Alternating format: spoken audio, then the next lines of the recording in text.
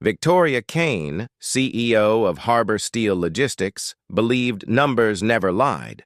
Every worker had a chart, every minute had a value, and every employee had a cost. According to her newest report, Daniel Mercer was wasting too much time. Daniel was 42, quiet, grease-stained, and a single dad raising his teenage daughter alone after losing his wife years earlier.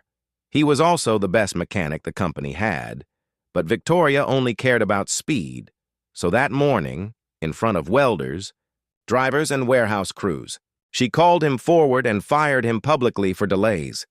Daniel didn't argue. He removed his gloves, placed them on the toolbox, picked up his lunch bag, and walked out with dignity. The workers stayed silent because they knew something Victoria didn't. Daniel wasn't slow. He was careful. He replaced weak brake lines, reopened engines that sounded almost fine, and refused shortcuts, which made him slower but meant trucks repaired by him never returned broken. 10 minutes after he left, the ground began to shake as more than 30 motorcycles rolled through the main gate in formation. Black vests, chrome engines, hard faces. At the front rode a gray-bearded captain from the Hells Angels. They parked in silence, stepped off together, and the captain calmly told Victoria they were there for Daniel Mercer. Victoria snapped that Daniel no longer worked there. The captain replied, "That's the problem." When she demanded to know who they were, he answered, "Men whose lives still move because of Daniel Mercer." He pointed to rider after rider, telling how Daniel had stayed late to rebuild brakes for free, repaired a truck for a homeless man, and once fixed the captain's motorcycle in the snow so medicine could reach his dying wife in time.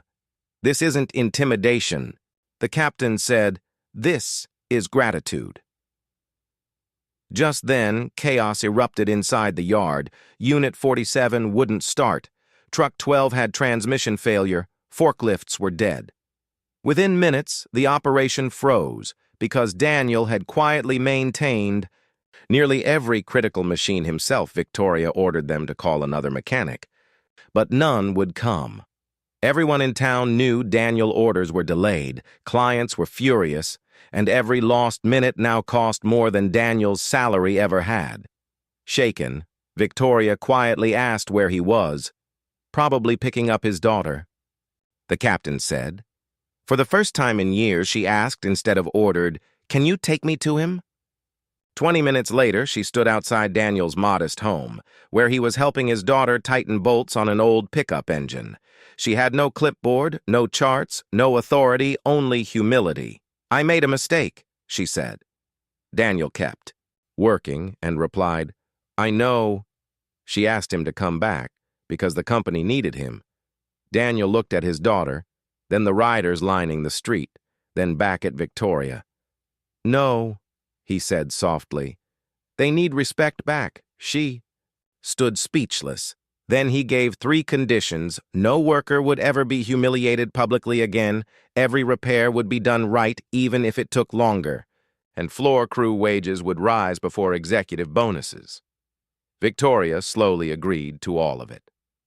Daniel looked at his daughter, who smiled and said, "Then I'll start Monday." The riders erupted in roaring engines. Months later, Harbor Steel became the most reliable yard in the state. Breakdowns dropped, profits rose, turnover vanished, and Victoria learned what no spreadsheet had ever taught her. The slowest worker in the room may be the one holding everything together.